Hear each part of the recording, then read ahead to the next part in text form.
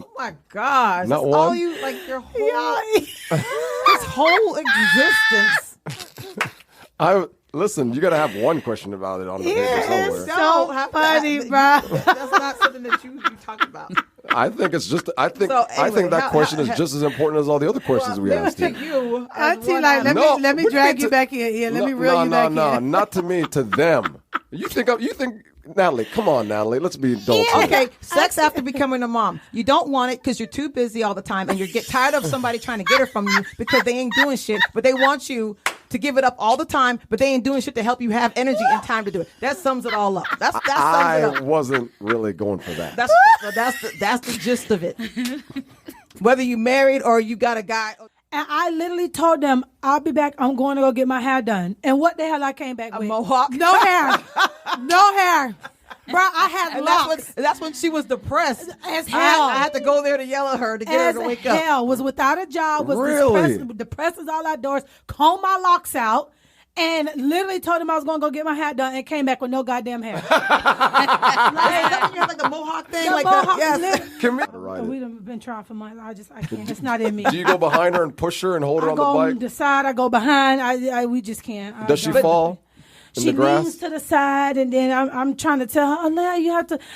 I don't have the patience. I don't have the mental capacity. But you know what? That's okay. You got a videotape. That's okay because like it's not everything. Like Ian and I, when we were trying to teach Noah's 19 now, but when we were trying to teach him how to read, we were both trying to teach him, and we was like, this child. And so I was like, oh hell, that's it, that's that. So she's sitting down for a while. So I mean, and then I hadn't made any more friends. I know Natalie. Are we working on that? I hope you're working on that. Pause. I need you to find me some. Look, You had finding a long pause, mom boy. Well, friends that's why- are the savior of momdom. That's why I've been need a trying mom to friend. get out the house. I remember this. Life was glam. Life was Curio, how was glam. your life before becoming a mom? I didn't. Be quiet. I know the answer to this too. Be quiet. I'm sorry. Oh Being my the- God. being the only guy Okay. today. You don't know her life. You only she know her life. I know her life. Go ahead. Okay, Let's so hear yes, this. I went to school in Tallahassee. Mm-hmm.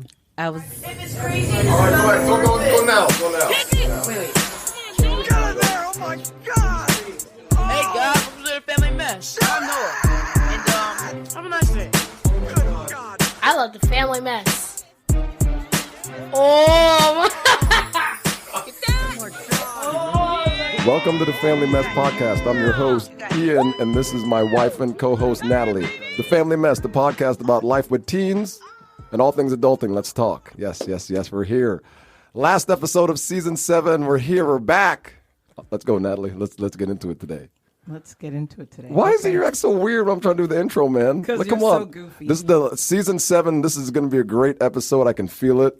And Yes, it's going to be a great episode. We have 2 great guests today. yes. We have Dakiria and Artesia. Oh, I'm sorry, Artesia. Thank you. Artesia, Thank you. who I just found out at 32 years old, her name is Artesia, been and I've lying known her this whole since time. birth, so it's okay. Hey, y'all.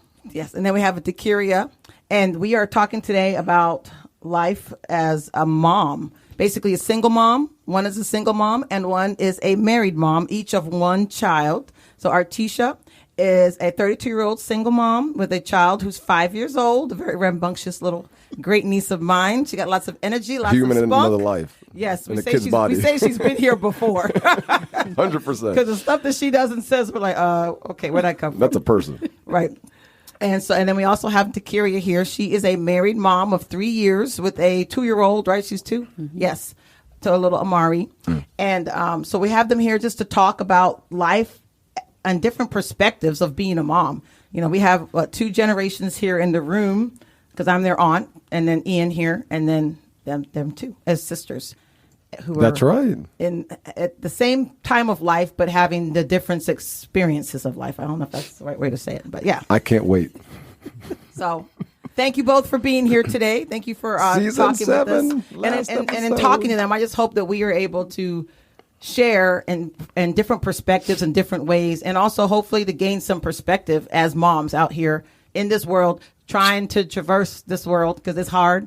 No matter how, Very. if you're married, you're single. Once you become a mom, it's a whole nother world that you have to live in, and a whole nother dynamic that you have to, and you have to become a whole new person, because you are responsible for another human being's life on this earth. So Thanks for having us. Yes, let's talk about it. Tell me about it. Yes. Oh, I like that. I like that. I like that. That wasn't even planned for. Artesia does have her own podcast that's called Let's Talk About It. She's on hiatus right now, so we ain't gonna talk about your hiatus. God damn. But she does have a really fun podcast about life Back in as due time. life as a single mom. So, and you guys are both. We'll put you on blast later with your handles online, because don't you guys both do social media with your kind of family oriented social media? Yes. All right, cool. So, like, can you guys talk about a little bit about your life right now, as it is as a mom, and then we'll delve in a little deeper with it. Who wants to go first? It's a shit show.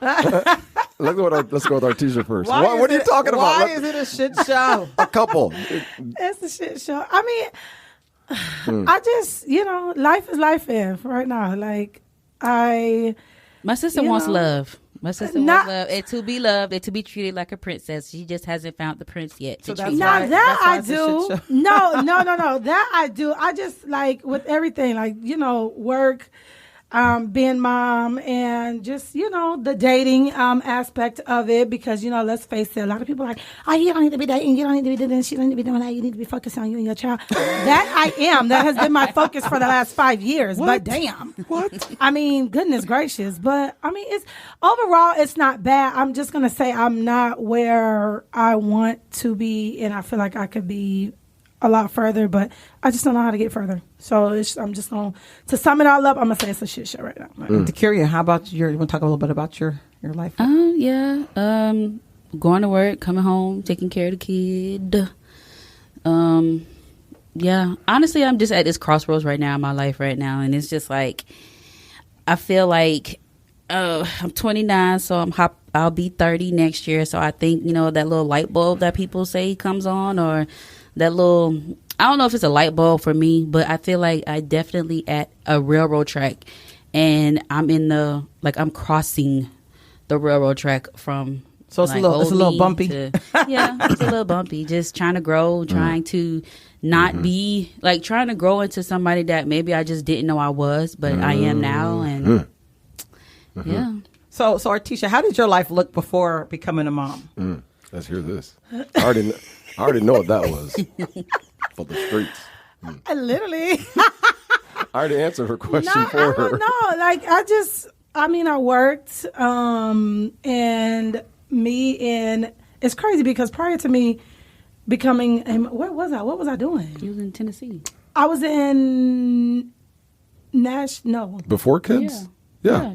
She moved before Knoxville. Yeah, you moved. I was in yeah. Knoxville. Yeah. I literally, I was living in Tampa. Tampa was some of the best times. Oh yes. Oh yes. I was living in Tampa, Gold and car. then I literally packed up, and I was like, you know what? My best friend was in Knoxville, and I'm like, I ain't got nothing keeping me here. I'm just about to pack up. I literally packed up my little car and moved to Knoxville with my best friend.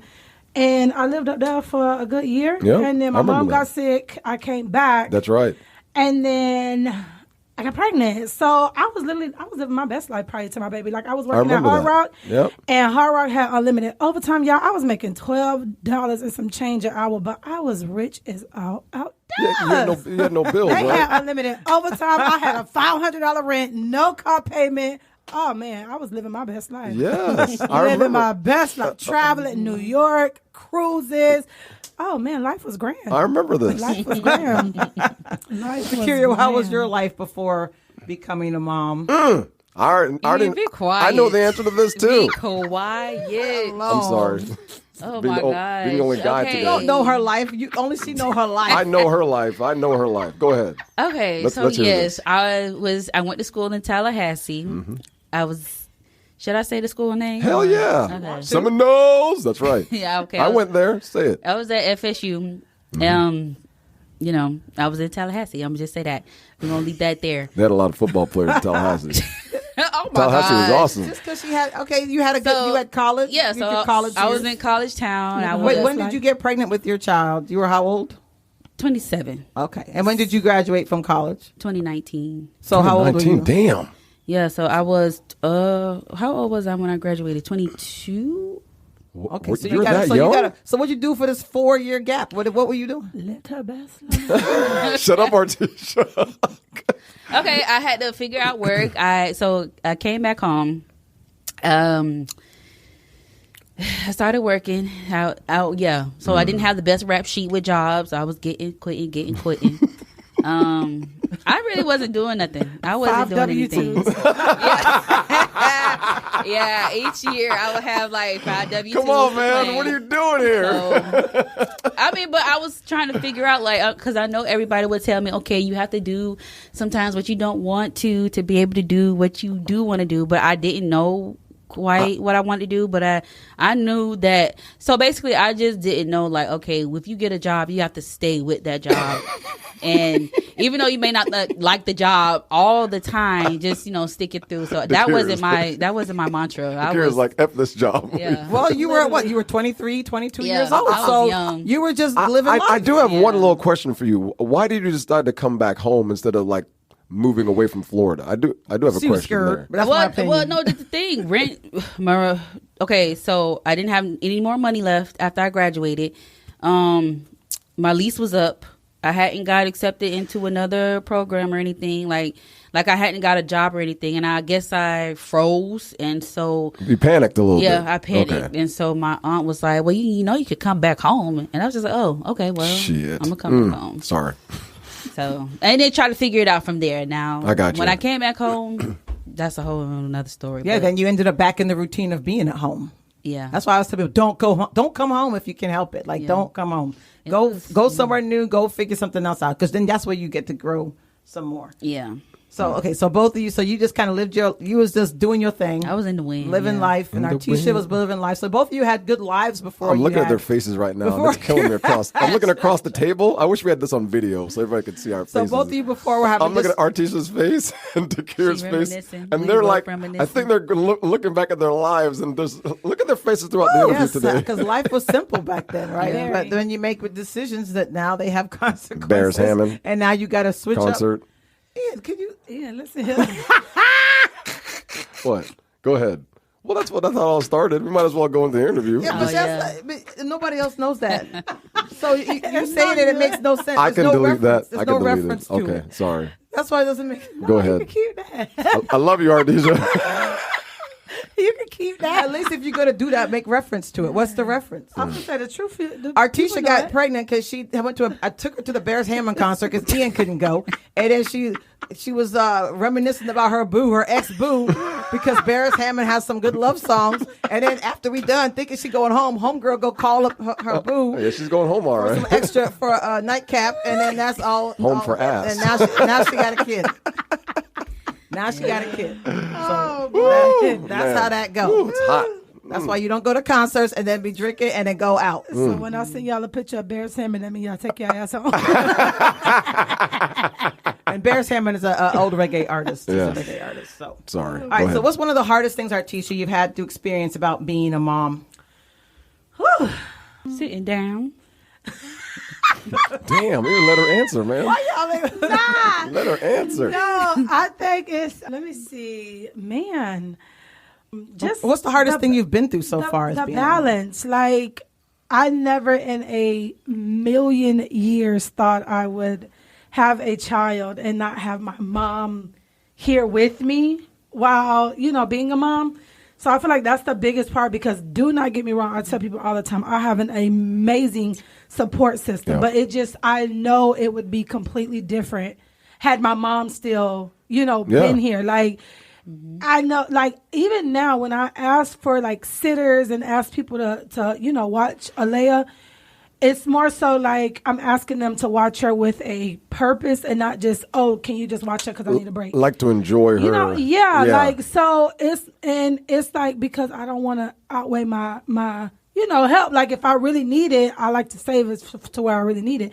Versus, like, I know just watching the type of grandma that my mom was with my nieces and my nephew, I know I would pack a little ass up on Friday. It'd be a second. It wouldn't even be a second thought. Hello. It wouldn't be a second thought. Yeah. Yeah. So just learning Something and trying normal. to figure out the balance, because I never thought I'd be a mom without my mom. Okay. So yeah. Well, that makes sense. That is hard. That is hard. Yeah. I know I leaned on my mom a lot when I had my kids. So yeah. But that's why I try to be here for you. I try my best. And I appreciate. No, you listen. I could never repay you. Like, woo. I try. Hands down. So curious. So what's the hardest thing that you've had? You could say is about being a married single mom. Or I mean, a married mom. I like married single mom. That was funny. That's a whole other subject. Honestly, I'm sorry. like being that the person is there, I can't. The person is in home, like the partner, being that like my Gotcha. partner is in home. Yes. There are times where, I'm upset if not enough help is needed, or I'm upset that I can't being that we're not a broken home, I can't like drop her off and be on about my day and, just get away from the both of them. So like they're both around me 24/7. So I feel like that was kind of my hard part of like, okay, I can't get away from y'all right now. I love y'all. Finding me time. But so do you realize that even though you're a married mom and you're a single mom, you both have the same hardest thing is having time for yourself. Whoa, that's the number one. That's still the same theme, even though you're both your moms and you're both in different situations, but you still have the same struggle as far as finding time for yourself. Like she wants to be able to drop her off. I want to be able to leave the house. So.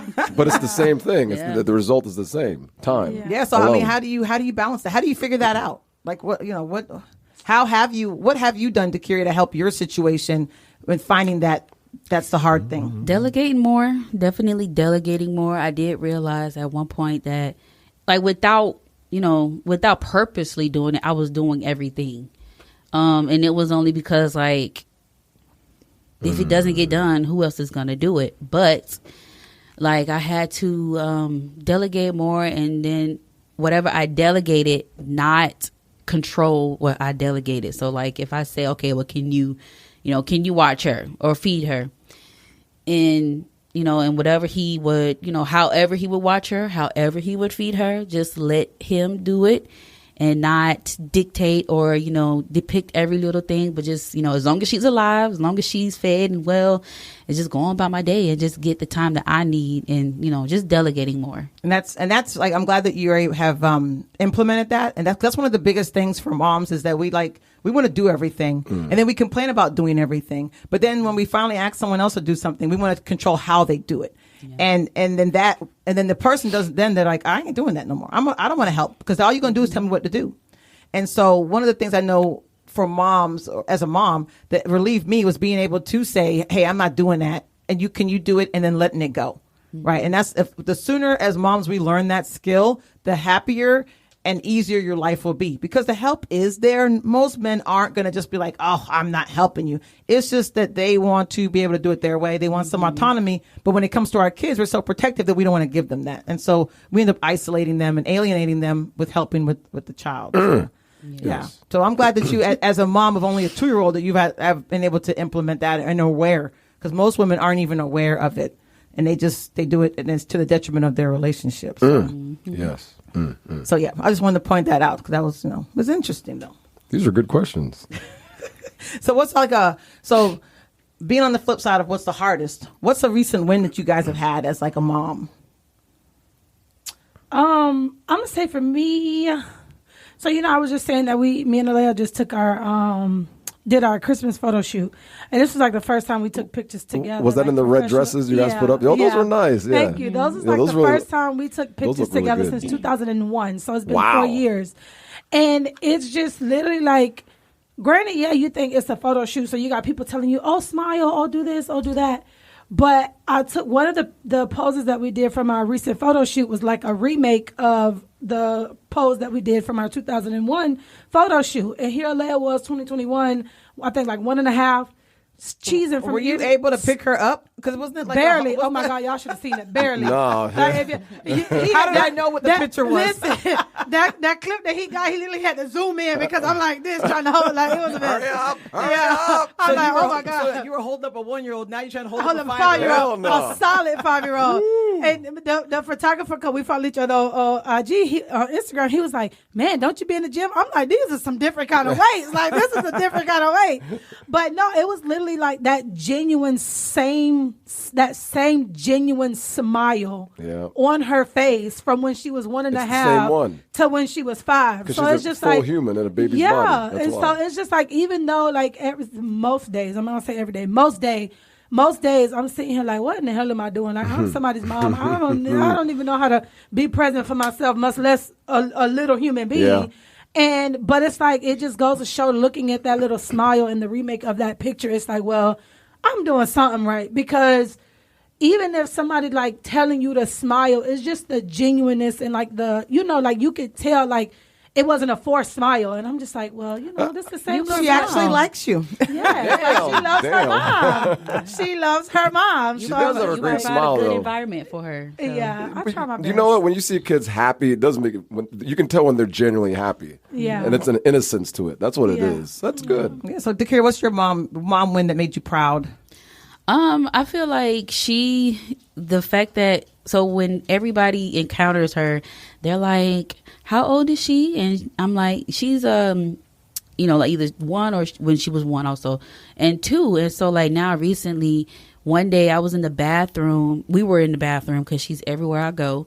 And she started counting in Spanish. And I was like, because she was like, 1, 2, 3. So I was like, oh, and I finished counting with her. So I felt really proud at that moment, because I just felt like people always tell me, oh, she is so smart. And like she has little sentences. Like she hold her little sentences with people.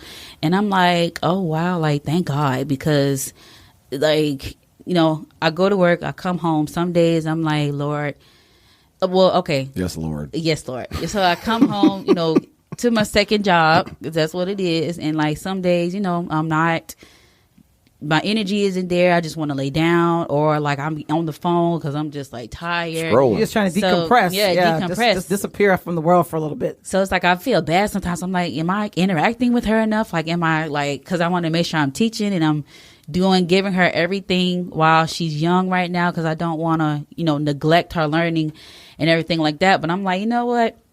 I've been doing good. I don't care what nobody say. Like, I feel proud of myself because she's able to count and she's able to talk and she's able to, she speaks to people and everything else. So it's like, I feel like she shows that, I provide a safe place for her. So I like, okay, I'm doing good as a mom. That made me feel a little bit better, because I should be like, oh my God, am I putting enough time into Alea? Like, I can't be doing. Yeah. But like when I sit back and I just see some of the stuff that she does and says, I'm just like, oh my God. Like, where do you get this from? Like, where's, and they learn without us even knowing. It's their brains. Their brain is an amazing. They're sponges at this age. This is the age where they take in everything. So if you want them to learn Spanish or anything, science, this is the age where they. Yeah. I'm like, well, shoot, I don't even halfway know all this stuff, but I'm trying to make sure she knows something. They just soak it all in. That's the thing. They do. They soak it in. It's crazy, because I was literally just talking to Alea this morning, and her and my niece, and one of my little cousins was over there, and they call him KD. So the initials, like the KD.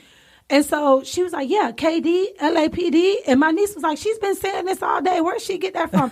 And I'm like, where did she get LAPD? That's rhyming, because it rhymes. I'm like, where did you get LAPD from? She's like, we watch it on the TV. And we literally watched a few episodes of SWAT. And LAPD. Oh, LAPD. Yeah. I'm Los just Angeles. like, bro, this is crazy. Kids soak in more than humans, like grown adults do. Yes. Oh, listen. They do. Amari has literally, so there's a part, well, it's my fault because it's December. Everybody know I'm a Christmas fanatic. So we've been watching the Grinch live action on repeat. It's only been like maybe 3 or 4 times we watched it. And the part where Cindy Lou sees the Grinch for the first time, and he's like the Grinch. So she's been repeating that everywhere. And so like one day AJ was like, what is she saying? I'm like, she's singing the song from the Grinch, and she's repeating the Grinch, and like the part where he's in the cave talking to himself, and hello, how are you? I asked you first. Oh, that's really mature. She's been saying those lines over and over and over, and I've been repeating them with her. So yes, but that's what they do. I mean, at this age, they are sponges. But one thing to remember is, as you guys kind of transverse this motherhood thing, and you mentioned it, is that you're proud of yourself, right? One of the big things is about being proud of yourself and telling yourself you're doing a good job. And it's okay to tell yourself that, and you should. Like, that's one of the things I try to every young person that I meet nowadays, I'm like, are you kind to yourself? Be kind to yourself. Talk to yourself like you would talk to your friend. Don't, if you get up today and the kid got dressed and you barely made it out the door, or you're late for work, you know what? I did the best I could do today. Yeah. You're doing a good job. Like, always keep talking to yourself. That's one of the things that we do as humans is we'll tell everybody else how wonderful they are, but we never tell ourselves. And telling yourself is even more important than telling anybody else out there. For real. I agree with you 100%. Hence why I do that now with Alea. Like, before she go to bed, before she say her prayers, we say affirmations first, and then we say her prayers. That's good. And it's literally because, like, I want her to be able to, speak that stuff into herself, right, and like and have understand. confidence. It's literally, a few of them is I am amazing, and then the last one we end with is I am capable of giving, receiving, and feeling love. Shout out to Auntie, because you instilled that one in us a couple years ago, so I kept rolling with that, because we literally been doing this for like 2, maybe like 3. Honestly, since she's been able to like really talk and formulate sentences, because I caught myself at one point, like when she was older and able to, give like full sentences, I was still saying them like really, really choppy. And I was on the phone with my best friend. She was like, why are you saying it to her like that? Like one word at a time. And I'm like, that's how I used to have to say it, when she was little. So now that she's bigger and she understands, like I can say the whole thing and she can repeat, after me. So I definitely agree with you 100% about that. And I'll try my best to speak life into Alea, like literally every day, whether I'm telling her she's beautiful, like she's smart, even when it comes down to me letting her dress herself in the morning, like some people used to be like, oh my gosh, you letting her go outside like that? And yes, she's 5. Like, and that's part of one of the things that we do too as moms is we're always trying to project ourselves onto our children and not let them be themselves. And why is it you don't want your child to wear certain clothes out the house? It ain't about the child and what they got on. It's about what you think other people are going to say to you. Exactly. And so you worried about other people's opinions more than letting your child express themselves. And that, and you're really taken away from their experience as a kid because of the few things they do have control over. They should have control over their clothes, but you so worried about everybody else that you stifle in the child and their development. And that's a mental development thing, being able to put their own clothes, choose, make choices for themselves. I mean, those are building blocks for life. Absolutely. Amari, she'll see a dress, like if it's in the bin or something, she'll be like, oh, it's so cute. And then she'll bring it to me and she want me to put it on her. And like, I know like one time her dad was like, no, we in the house. I was like, put that dress on my baby. She want to walk around in that little dress. The so girls always go through the princess dress phase. Brings the dress to me. I'm like, okay, let's put it on. You're so cute. I remember when your cousin Elon, because she was like the first girl that I had a lot of interaction with that was in princess phase, and she would change like 5 times a day. Oh my God, that's every bit is she in a different dress all day long. So but you have to let them be at some point. Like, you can't try to control everything. So that's great, Artisha, that you're speaking life into her and also into yourself. 'Cause I know you got lots of confidence. I always admire your confidence in yourself. Thank you. But don't forget to still keep talking to yourself and reinforcing yourself. Absolutely, yeah. So, like, what do you guys think is like something that saves your sanity when everything is always going crazy? Like, what's something that you do to keep your sanity when you want to like lose it, or when you want to scream or you want to yell or whatever? Like, how do you keep your sanity? So for me, I feel like I am so blessed right now, like being at home with dad and grandpa. Like, I can literally get up and not even necessarily get up. I'm gonna say, like, when I get home, when I get headaches like really, really bad, and I don't take medicine, so I could just kind of like have to sleep it off. So it'll be those days where, like, if, say for instance, I come home with a headache, I'm like, Alea, as soon as we get home, take a bath. And then I know dad got her. Like, I ain't got to do nothing else. I'm finna go ahead and lay down. But I also read. Reading is like my scapegoat. And I read there's no such thing as reading too much. But on this Kindle, I read a little too much. And it's to the point where I have to like ban myself for a little bit. Like every now and then, because I get so wrapped up in these books. What kind of books do you read on the Kindle? Listen, y'all know it's so crazy. I was reading the other day and somebody was like, oh my God, what is that, a smut book? Yes. I just wanted to hear her say it. I'm like, oh my God. I like to call it black romance. There's no such. I read There's no black romance. But the thing is, there's no such thing as smut books. It's a book of whatever it is. You know what I'm saying? It's a book of stories about people getting together in romances. That's it. It's not smut. Yeah. I was like, oh my gosh, like what is going on here? So yes, that's my like how I escape. Artisha's a freak. She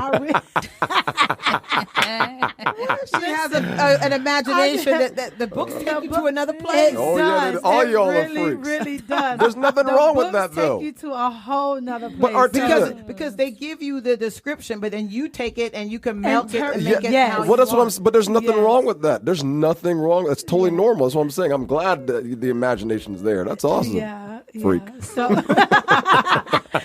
yeah. So Artisha, you do your reading. What do you do to keep your sanity? I love the family mess. Oh,